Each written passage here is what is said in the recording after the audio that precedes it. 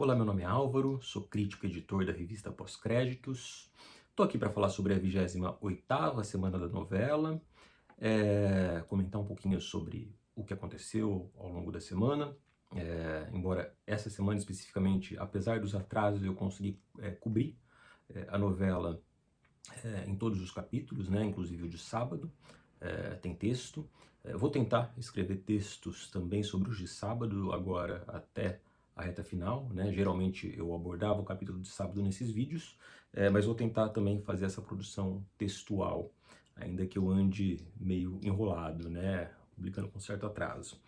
Mas eu queria antes retomar um pouquinho aquela conversa da semana passada, sobre uma possibilidade, uma hipótese de uma infantilização do público, né? E falo de uma maneira mais ampla, né? Uma infantilização promovida não só pela telenovela, mas pela indústria cultural como um todo, né? Pela cultura de massa, é, e trazer mais algumas questões e mais alguns pontos para essa discussão. Eu queria começar essa semana. Eu estava lendo um texto sobre a novela. Eu tento acompanhar alguns textos, né, da seguinte forma: os textos de alguns colegas, como o Felipe Pitanga, a doutora noveleira, que fazem um trabalho que se comunica, acho, com esse. Eu sempre tento ler, quando eu acompanho, em retrospecto, depois que eu escrevi, porque eu acho que é o tipo de... a maneira como a gente analisa a novela tem congruências, e eu gosto de chegar com o meu olhar, é, mas sem esse tipo de anteparo. Mas alguns textos do jornalismo cultural, né, desses sites que fazem cobertura, esses eu leio porque eu acho que eles estão mais atentos a questões da espectatorialidade ali, dessa relação com o público, com a audiência. E aí eu li um texto da Márcia Pereira, do Notícias da TV, se eu não me engano é o site, é isso mesmo, Notícias da TV, que é um site vinculado ao UOL, inclusive. Vou dar, né, acho ético colocar o nome da jornalista, até porque ela pode responder, né, essa provocação depois, e também não é uma crítica ao trabalho dela. Eu acho que o que ela faz nesse pedacinho desse texto é uma certa constatação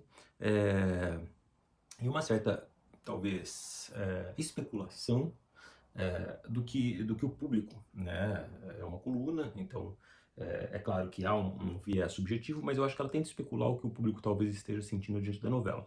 Ela fala assim: Renascer provou mais uma vez que é um convite ao sono. A novela até teve um capítulo pesado, dramático, na última segunda, dia 15, com a morte do bebê de Sandra, mas se arrastou e adiou dois chamarizes: a primeira noite de amor de José Inocêncio com Aurora e o atentado contra Egídio. A lentidão afasta ainda mais o público, que nos dias de hoje não gosta de perder tempo com histórias que, enfim, que não andam. Meu texto cortou aqui. Mas, basicamente, o que me interessou foi essa colocação, né? Sandra perde o bebê no capítulo de segunda-feira. E aí ela fala que há uma provável demora, né, o que ela especula, né, que tem afastado o público, entre os chamarizes da semana, né, a primeira noite de amor, de Inocência e Aurora, e o atentado. E essas duas coisas acontecem, a primeira noite dos dois, do casal, acontece na quinta-feira, e o atentado a Egídio acontece na sexta, né. E, particularmente, me parece um bom compasso, um bom ritmo para apresentar eventos com potencial catártico dentro dessa semana, desse bloco de capítulos, né? E fiquei pensando, mas será que será que ela especula que o público esperasse isso em capítulos seguidos, ou talvez no mesmo capítulo, né? Porque se isso tudo acontecesse no mesmo capítulo, ia ser um capítulo inteiro de grandes catarses, grandes viradas, né? E aí é muito difícil, porque não há novela que se sustente dessa forma, né? Você tem que colocar três grandes eventos, né, num mesmo capítulo. Então me causou essa estranheza, mas que me parece uma estranheza que de certa forma, acho que é isso que o público talvez procure hoje, né? Dada a velocidade como as coisas ocorrem, nessa dinâmica de feed de redes sociais, né? E de um streaming que tem sempre novos produtos o tempo todo e produtos cada vez mais pensados é, nessa ótica do chamariz, né? De certa forma, a diminuição do número de episódios das séries coloca isso, né? Se eu tinha uma série com 22 episódios, cada temporada comum da TV americana, era muito difícil eu conseguir fazer eventos climáticos, né, catárticos o tempo todo. Eu tinha que espalhar isso ao longo da minha temporada, né? Mesmo em séries, por exemplo, como Lost, que era uma série que sabia fazer muito bem isso, mas sempre tinha ali um conjunto de episódios, né, geralmente focado em determinados personagens, em que havia uma espécie de queda, né, havia uma espécie de alívio, de tempo construído, né, de um intervalo, né, nesse conjunto de catarses. E, enfim, eu estou divagando porque aí eu queria retomar. Me veio um texto que eu gosto muito da Maria Rita Kell, de um livro dela com o Eugênio Bucci, chamado Videologias, né? São vários artigos. E a Maria Rita Kell, ela é uma psicanalista, né? Que trabalha com análise de televisão, né? E ela vai trabalhar com uma ideia de mini gozo, né? De mini catarse, né? Entendo o que ela... É claro, ela trabalha a ideia de gozo ali a partir da ideia de pulsão, né? Ela é psicanalista e acho que de pulsão sexual mesmo, né? Mas claro, colocada dentro do inconsciente. Mas ela vai trazer aqui para o terreno da televisão com o que eu entendo como uma ideia de catarse, né? De mini catarse. Catarse, esse termo colocado desde lá de Aristóteles, né? Como essa descarga emocional, né? Que lava a alma do público. Eu costumo brincar com os meus alunos que catarse é quando você arrepia, é que a catarse está acontecendo, né? E volto a Marvel, né? Se pegarmos esses filmes da Marvel, sobretudo os Vingadores, aquilo é uma montanha-russa de mini catarses que vão aumentando, aumentando, aumentando até a catarse final, né? E às vezes com a catarse da quebra da expectativa, por exemplo, quando Thor desce com o Guaxinim e a árvorezinha lá, não sei se eu falei sobre isso semana passada, enfim. Então, antes que eu continue devagar mais, eu separei dois trechos da Maria Rita Kell. Naquele artigo, né, ela está se referindo a um artigo, um outro artigo que ela escreveu antes, ela fala: eu desenvolvi um argumento que gostaria de retomar aqui. O funcionamento do imaginário dispensa a necessidade de pensamento. Não se trata de afirmar que o imaginário proíbe o pensamento, nem que reprime o pensamento. Ocorre que o tipo de produção de sentido que é próprio das imagens induz o sujeito a um modo de funcionamento psíquico que prescinde do pensamento. Brevemente, eu diria que isso ocorre porque o imaginário funciona segundo a lógica da realização dos desejos. Cada imagem apresentada proporciona ao espectador um microfragmento de gozo, e a cada fragmento de gozo o pensamento cessa. Basicamente, o que a Maria Rita Kell está falando aqui, trocando em miúdos e fazendo uma síntese muito, muito rasa, tá? Mas porque ela traz ideias muito complexas, né? E psicanálise não é fácil, né? Mas ela está falando que a catarse, e essa catarse calcada no ilusionismo, ela nos pega emocionalmente, ela nos dá essa descarga, essa adrenalina, essa sensação de lavar a alma, mas ela impede o pensamento crítico, né? É isso que a Maria Rita Kell está falando. E ela vai falar que a televisão trabalha, né? E na verdade ela vai falar que a cultura de massa, no geral, trabalha com essas mini catarses o tempo todo, né? No caso da televisão, encadeadas num fluxo. E aí ela retoma a ideia do Raymond Williams, né? Da televisão como um fluxo que se retroalimenta, que passa incessantemente essas imagens e que prende, né? Enlaça, encadeia o espectador nessas imagens.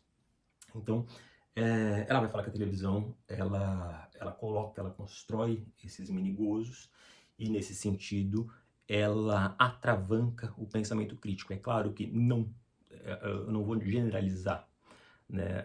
E aí entra a ideia do próprio Raymond Williams de ruptura do fluxo televisivo, né? Quando eu rompo o fluxo televisivo e apresento um programa uma produção que vai contra o padrão característico desse fluxo, eu dou um chacoalhão no espectador e falo, ó, pensa aí, né? Eu defendo na minha tese que Renascer é uma novela, assim como Pantanal era uma novela de ruptura de fluxo televisivo, né? Acho que Renascer já rompia o fluxo televisivo em 93 e acho que rompe agora de novo, né? Mas no momento em que talvez o público não esteja tão disposto a essa reflexão, né? E aí vou ler mais um pedacinho dela. A produção imaginária oferece continuamente representantes para a satisfação do desejo. Diante da TV ligada, isto é, diante de um fluxo contínuo de imagens que nos oferecem o puro gozo, não é necessário pensar. O pensamento é um trabalho, e ninguém aguenta pensar, trabalhar o tempo todo. Tá? Volta um pouco na ideia que eu trouxe semana passada. Renascer é uma novela trabalhosa, né? É uma novela trabalhosa no entendimento desses núcleos de personagens, né? Aliás, começando, né? As nossas novelas são mais trabalhosas do que as novelas de outros mercados de outros países, né? As novelas brasileiras são narrativas bastante complexas, né? Se comparadas às novelas, às produções do exterior, né? As produções latinas no geral. No próprio livro dos Matelar tem um diretor da Televisa que fala sobre isso, né? As novelas brasileiras são difíceis para o nosso público acompanhar de vez em quando, porque é isso, essa novela que se desdobra em muitos núcleos, né? Então tem esse trabalho de você entender essas várias histórias que se conectam, né, dentro dessa narrativa. Renascer tem um trabalho estilístico, né? É uma novela que tem uma direção desafiadora, que coloca os olhares da câmera sob pontos de vistas às vezes incomuns, né? Em composições intrincadas. É claro que isso talvez não dialogue com a camada mais racional do público, né? Mas acho que dialoga em certa medida de maneira mais simbólica ali.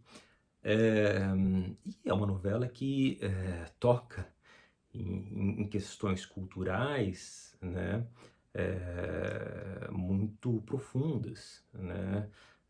De um país com uma herança agrária que permanece e que dita, de certa forma, uma modernidade incompleta, já falei sobre isso, né? Que se centra num patriarcado conciliador, né? Mas que não promove justiça social.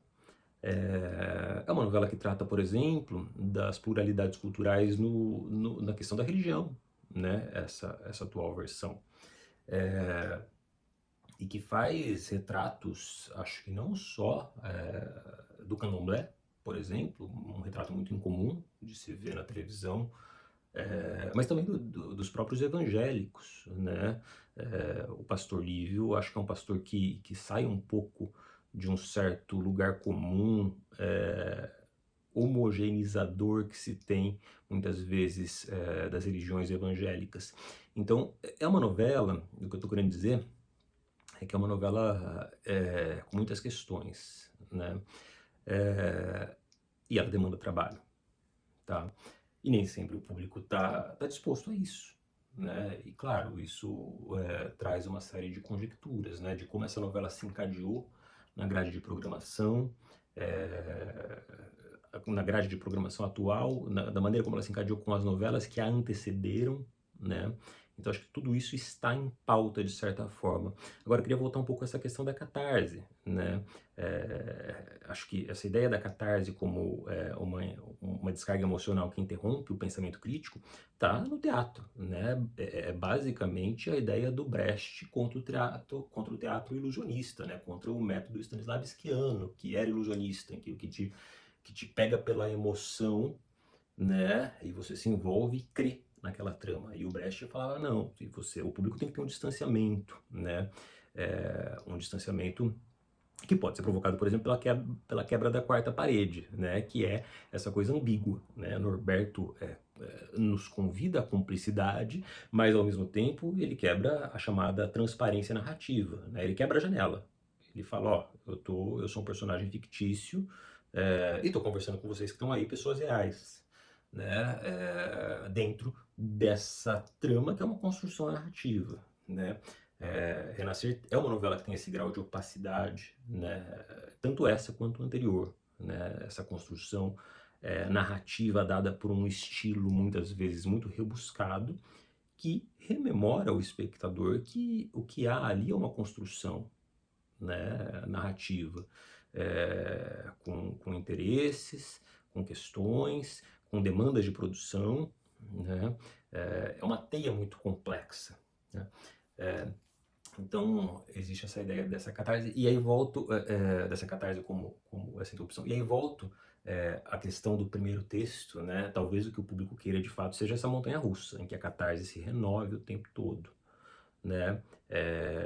Acho que a novela anterior brincava um pouco com isso, né? De colocar falsas catarses, mas eu acho que tem um exemplo que para mim é mais claro ainda, foi um sucesso, e vai ser minha opinião impopular, acho que a opinião mais impopular que eu dei aqui, que é a série Os Outros, também da TV Globo. Eu gosto muito da outra série do Lucas Paraíso, Sob Pressão, mas Os Outros é uma série que eu tenho a impressão de que ela trabalha o tempo todo com essa necessidade de criar tensão e catarse, tensão e catarse, tensão e catarse.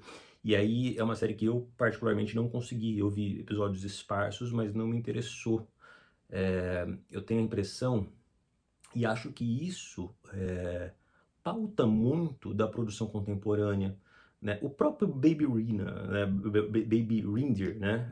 Baby Rena, Bebê Rena, tinha um pouco disso, esse jogo entre tensão e catarse. Então eu acho que isso pauta muito a produção contemporânea e, de certa forma, me lembra muito uma coisa que a Celine Sciamma, diretora do Retrato de uma Jovem em Chamas, fala na hora de escrever. Ela fala, tem um texto dela popular, né, que fala sobre a escrita, o método dela de escrever roteiro, e a Celine Sciamma fala assim: eu trabalho com cenas desejadas e cenas necessárias. As cenas desejadas são aquelas que primeiro surgem na cabeça, as grandes engrenagens da narrativa, as cenas chaves, né? E aí as cenas com potencial catártico, inclusive.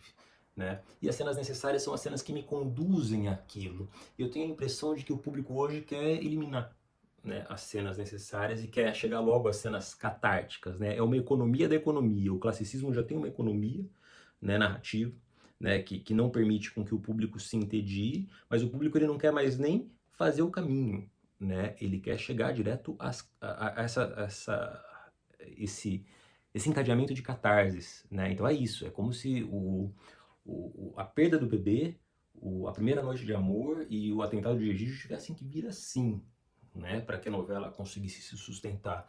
E esse não é o método da telenovela, né? A telenovela sempre é melodramática, que é um gênero por si só episódico, é um gênero por si só reiterativo, né? É um gênero muito calcado na construção do âmbito privado, do âmbito doméstico. Aliás, a Maria Rita Cael, numa outra passagem, vai falar sobre isso, né? O padrão Globo de qualidade envolve um jornalismo conservador, né, que busca um conservadorismo social e um progressismo no âmbito privado criado pela telenovela, né, alimentado pela telenovela.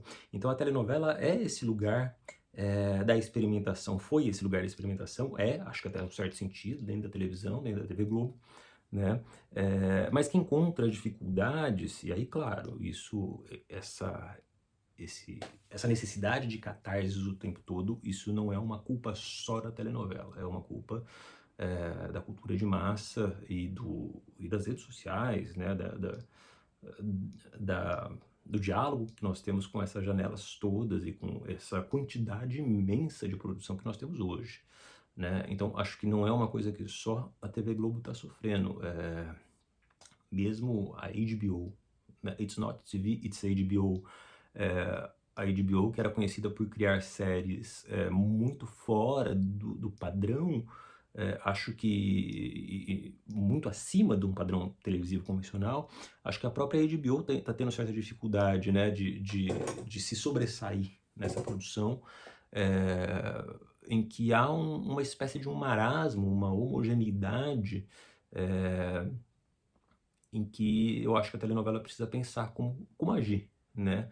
Se a telenovela ela quer se de fato se igualar a esse padrão dos streamings, em que tudo tem mais ou menos a mesma cara, ou quase tudo, né, porque também faz parte dessa negociação você ter 2 ou 3 títulos ali, que vão ganhar os prêmios e que vão, ganhar crítica, mas aí você tem todo o resto de um manancial de produção ali que é tudo mais ou menos parecido, né, e que atende essa coisa meio de parque de diversões, né.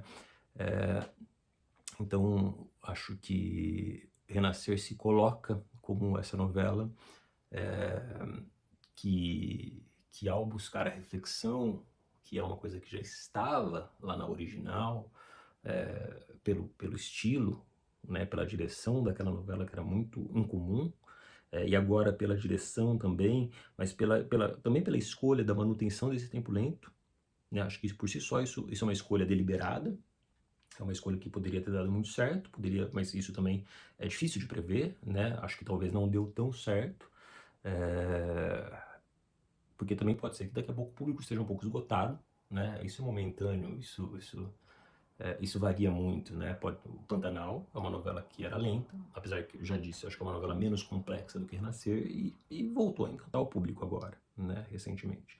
Enfim, acho que eu divaguei bastante, falei bastante, mas é basicamente isso, essa reflexão sobre catarse e pensamento crítico, né?